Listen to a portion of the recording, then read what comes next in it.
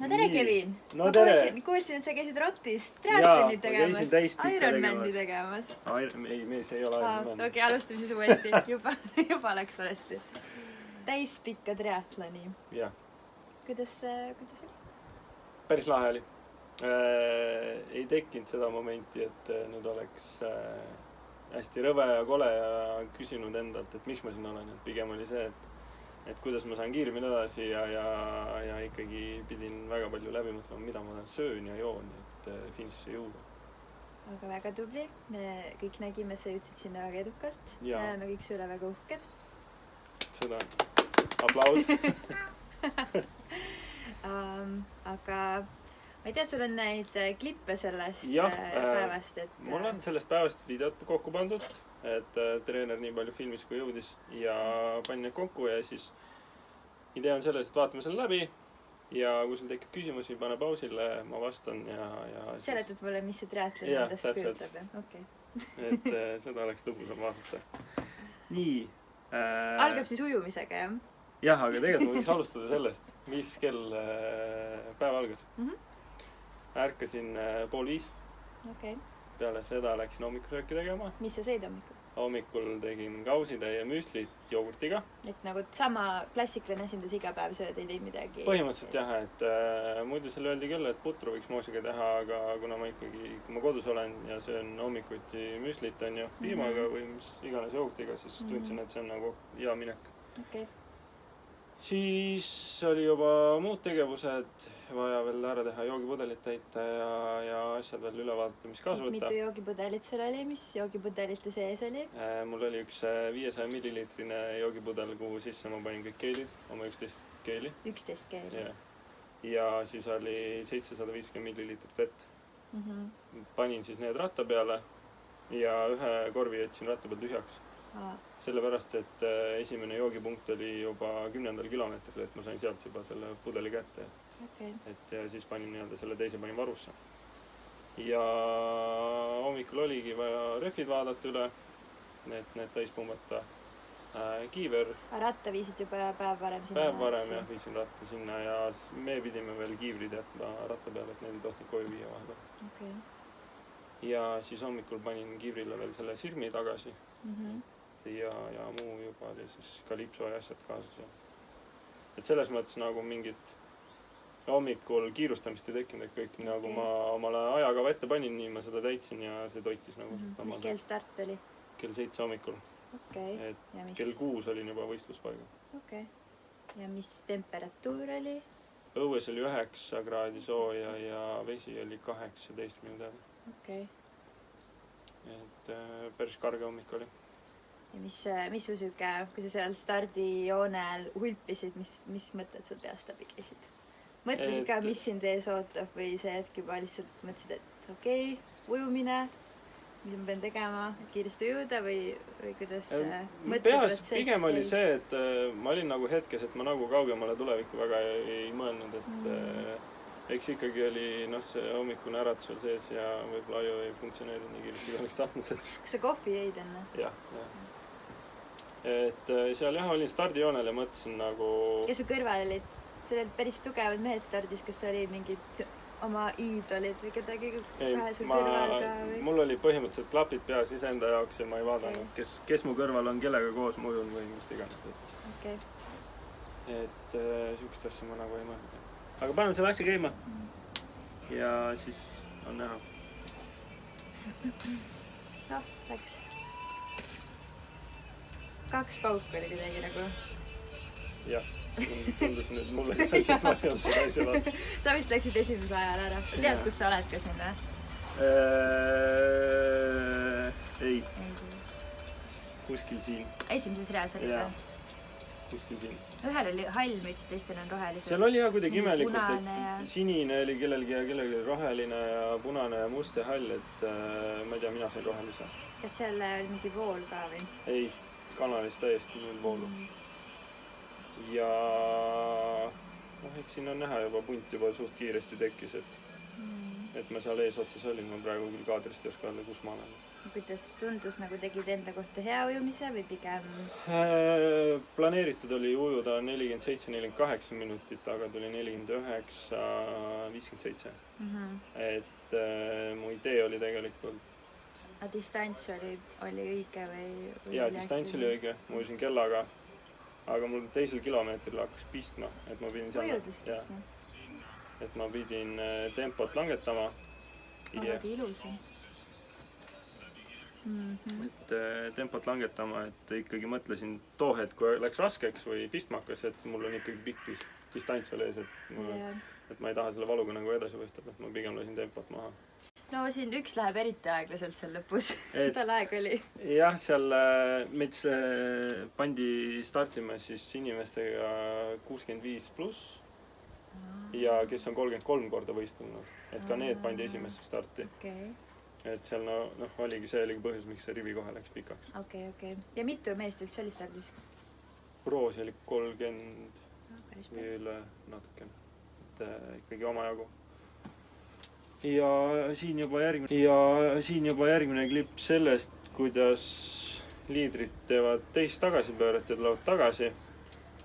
Ja siis mina üksikult seal selle liiderpundi siis taga ja siis selja taga oli ka päris pikk vahe. Aga mis hetk sa siis neist maha jäid? Siis kui hakkas pistma? Jah, siis kui hakkas pistma. Ja siis hakkas näha oli, et see vahe hakkas vahenema. Aga selles mõttes, nagu basseinis ujumine põhimõtteliselt, mitte ühtegi lainet ja lihtsalt vaata ette ja jälgi poisid. Aga vahetusala, kuidas läks? Vahetusala oli siuke huvitav selles mõttes, et siis ma tulin veest välja paar meetrit edasi, mul oli kohe see kott oli seal vasakul käel. Võtsin selle, jooks vahetusalasse, siis oli juba käed olid välja võetud ja seal oli ainult jalad välja võtta ja kalipso ja prillid siis visata kotti. Kotist võtsin numbri ja keeli, mille võtsin kohe peale ujumist. Ja siis juba jooksin ratta juurde. Et kalipso alla ma seda kombet selga ei pandud, et oleks õlad, oleks liikuvama. Ja siis vahetusala läks selles mõttes kiiresti, et kiivere pähe ja sõitmana. Mis siin on videos võib-olla, ma loodan, et on näha. Ma panen kohe siin pausi peale. Et kuna oli karge hommik, siis see kiiver oli külm, keha oli soe. Sirm läks uduseks. Ja ma pidin siit sirmi alt näpuga mingi ekraani omale puhtaks tegema, et näha, kuhu ma sõidan teada. Ära ei tahtnud võtta sirmi? Ei. See siis pole aero või? Ei ole aero.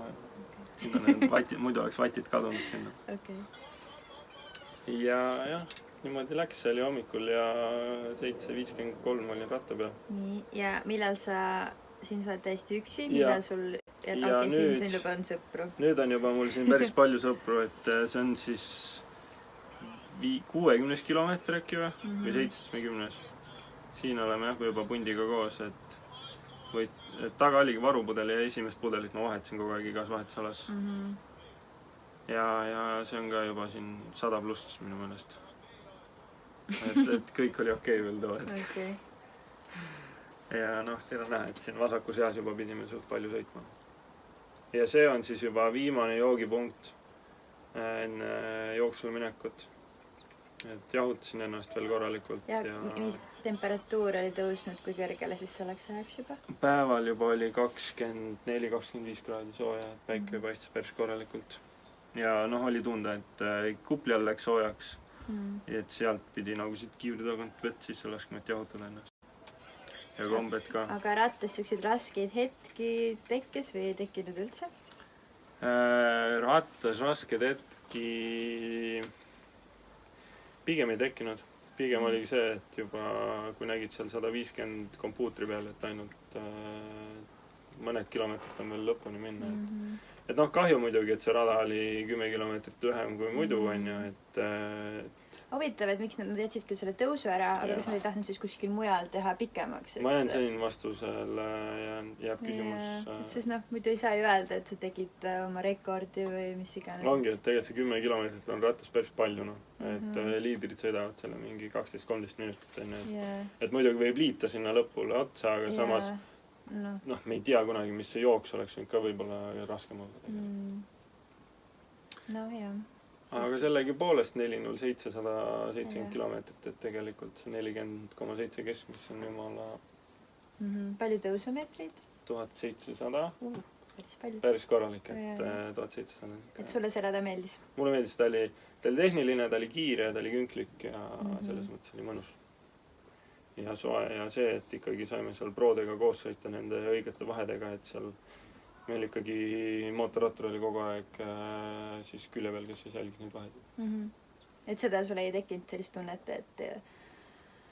et nagu teised teeksid sohki ja toimuks mingi tuules sõit või... Kui ma ettepoole vaatasin vahepeal, siis eks tagant võib-olla tundub, et nad sõitsid tuules, aga samas kui ikkagi kohtunik on seal juures, siis ma arvan, see asi oli kontrollitud.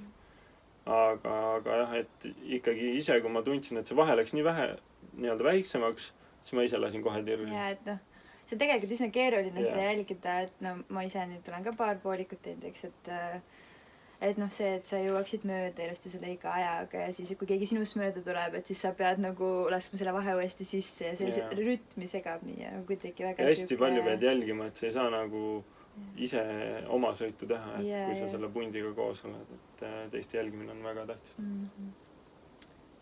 Okei. Nii. Teine vahetusala. Jaa. See oli, selles mõttes oli hea, või mis mõttes hea, et ma tahtsin teha Itu vahetusala, et kui ma tulen, et ma tõstan jala üle, aga mul jalg ei leidnud üle pudeli. Sa ei tarjutanud seda, jah? Jalg ei leidnud üle pudeli, siis jäin joone peal seisma nagu tõeline harrastaja ja siis tulin maha ja andsin oma ratta sinna nendele volunteeridele. Nemad viisid ratta ära, mina jooksin edasi, võtsin oma kotti, siis läksin telki ja siis need volunteerid nagu tahtsid ülipalju aidata. Tahtsid sul sokid jalga panna? Põhimõtteliselt jah, mul sokid jalga panna, aga mul ikkagi omal oli peas juba plaan, mida ma teen, et siis ma ütlesin, et ärge aidake mind, et ma tean, mida ma teen. Võtsin oma tossud asjad, et istusin seal pingi peal rahulikult, panin sokke jalga, et selles mõttes ma tegin väga aeglaselt seda, et siit nagu midagi õppida, siis on see, et kui sul ongi ainult need keelid seal kotis, võta need kätte, pane see kott ära ja mine juba jookse, et jooksu ajal sa saad neid keelde toppida, kuhu sul vaja on. Et sinna ma kaotasin ka ikkagi teatud sekundid, aga pikemas distantsis, palju nüüd nii määrav on ju. Nii, ja kui sa hakkasid nüüd esimese samme tegema, kui sa oled kanged? Ei olnud, mul ei olnud jalad kanged. Et mul oli isegi pakkus head meelt, kui ma läksin jooksma, et mul nii nagu mõnusad jalad on. Et esimene kilomeeter oli 3.40, siis ma sain aru, et see on natuke kiire, et ma lasin tunduvalt kiiresti, või lasin tempo maha. Ja siis jäin hoidma seda 4.0 ja 4.05. Ja õnneks kanali ääres seda tempot oli nagu hea hoida. See on mingi hetkel kukkus nagu 4.10 ja 4.15 peale. Vaatame, kuidas see jooksid ka või? Jah. Et see klipp, mis me siit juba käima paneme nüüd, on... See on vist 28 või 29 kilomeeter. Juba see raske moment. Siin hakkas juba raske moment, et tulin siit kanali poolt ja siis juba tuli linna poole üks esimene tõus. Et üritasin ikkagi seda sammu tihedast hoida, et sealt tõusust nagu kiiresti üles saada. Et see hetk juba oli mul olid reied valusad. Ja see on juba linna osa. Sest nagu sa ütlesid mulle ennem, et varem sa oled kõige rohkem jooksnud 21 kilomeetrit, et see on täiesti tundmatu maa, eks. Et jah, see peale poolikut tõesti must maa minu jaoks ja niimoodi ma läksin, et see hetk oli mul juba tekkinud ka väike veedefitsiit, et ma pidin juba joogipunktides jalutama ja igast topsist nagu selle... Ja mitu keeli jooksus? Seal läks mul arvutimine täiesti sassi juba. Et ma proovisin seal vahepeal ka banaani, aga kui ma selle banaani alla neelasin, siis ta oli juba okserefleks, et banaan ei tahtnud väga hästi alla minna. Kas me su pausides ka räägime või? Kuhu kadus 6 minutit või mis sa arvasid? Et jah, see esimene paus tuli juba seal 11. kilomeetril, kus oli vaja vetsus käia. Et kui see häda tuleb, siis see tuleb nipsust, et siis oli vaja rutta ära käia, siis jooksin edasi. Ja see oli põhjus, miks ma läksin, oli koka joomine. Teine põhjus, siis juba, siis jah, siis ma jõin ka kokat, aga ta ei mõjunud kohe nii kiiresti. Ja siis ma pidin käima seal 25. või 6. kilomeetril. Ja siis viimane oli seal 35. kilomeetril. Et kui siin oleksid rääkida, siis jah, siin oleks oma 6-7 minutit kokku. Et siis oleks isegi... Juba pärast vaatasid ka mitu kohta see oli või? Ei, ma niimoodi ei vaadanud, et see ei olnud nii oluline. Ma isegi kella peale ei pannud pausi peale, et kaua ma mingi oleks vetsus olnud või midagi. Okei. Aga kus sa tead siis 6 minutit? Sest seda võib pärast graafikult vaadata, kaua ma olin vetsus. Seda ikkagi vaatasid pärast. Jah.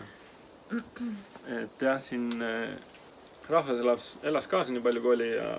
Aga natuke ikka oli, jah? Natuke ikka oli, aga mitte nii palju, kui siin võiks on.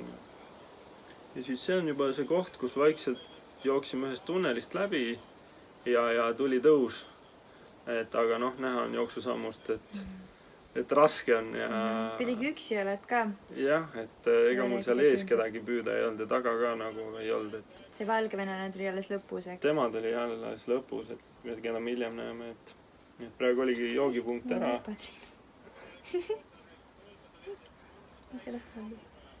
Ja siis tuligi see tõus, et metsa vahel hästi üksik, et siin nagu olidki need rasked hetked, et siin ei olnud nagu inimesi ka, kes ergutaks, et ainult treener seal kõrval jutustab ja kuulasin tema sõnu,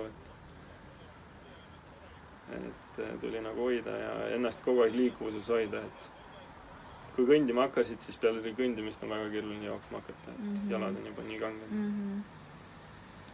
Aga muidu koht oli ilus, et selles mõttes varjus, Nii, nüüd me jõuamegi juba siia, kus ma tulin vetsust ja see valgevenelane jooksis minust mööda.